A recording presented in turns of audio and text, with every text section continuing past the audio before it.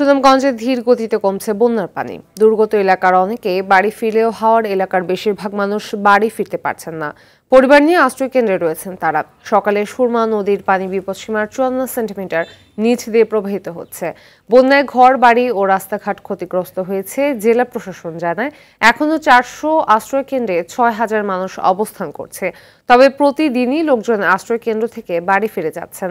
যারা আশ্রয় কেন্দ্রে আছেন তাদেরকে খাদ্য সহায়তা দেওয়ার কথাও জানান তিনি।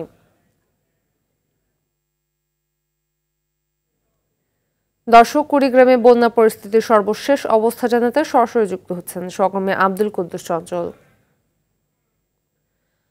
চঞ্চল, বন্যার কি পরিস্থিতি দেখছেন? বন্যার্তদের কোনো সহায়তা দেওয়া হচ্ছে কিনা আমাদের জানাবেন বিস্তারিত। ফাতিমা, আপনাকে জানিয়ে রাখছি যে গত 3 দিন থেকে কিন্তু কুড়িগ্রামের সব কটি নদ নদীর পানি কিন্তু কমছিল এবং বন্যা পরিস্থিতি একেবারে স্বাভাবিক হয়ে এসেছিল। তবে আজ সকাল থেকে কিন্তু তিস্তা নদীর পানি বৃদ্ধি পাচ্ছে এবং বিপদসীমার খুব কাছাকাছি দিয়ে কিন্তু প্রবাহিত হচ্ছে। সকালে যে পরিসংখ্যান রয়েছে আমাদের হাতে, সেখানে কিন্তু দেখা যাচ্ছে যে বিপদ সীমার মাত্র 5 সেন্টিমিটার নিচ দিয়ে কিন্তু তিস্তা নদীর পানি প্রবাহিত হচ্ছে। এছাড়াও অন্যান্য নদ নদীর পানি কিছুটা করে বৃদ্ধি পাচ্ছে। তবে বন্যা পরিস্থিতি আবার সৃষ্টি হবে কিনা এই বিষয়ে কিন্তু এখন পর্যন্ত কিছুই জানায়নি পানি উন্নয়ন বোর্ড।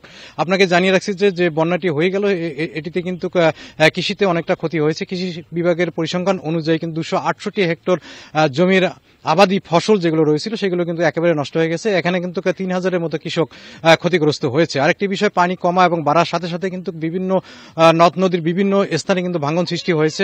পানি উন্নয়ন বোর্ডের পরিসংখ্যান অনুযায়ী প্রায় 9টি স্থানে কিন্তু 2 কিলোমিটার জুড়ে কিন্তু এখনো ভাঙন অব্যাহত রয়েছে। এই সমস্ত এলাকার মানুষ কিন্তু ঘরবাড়ি অনেকে সরিয়ে নিচ্ছেন এবং অনেকের ঘরবাড়ি কিন্তু পানিতে নিমজ্জিত হয়েছে এবং ভেসে গেছে, এমনটাই কিন্তু খবর আমরা পেয়েছি। সেখানকার মানুষের দাবি যে এই সমস্ত নদ নদীর তীর রক্ষার্থে স্থায়ী বাঁধ তারা চান, এইরকমটাই কিন্তু দাবি করছে তারা।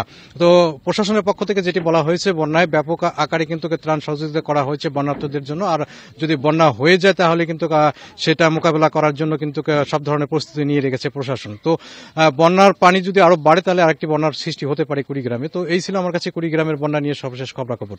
ফাতিমা, ধন্যবাদ।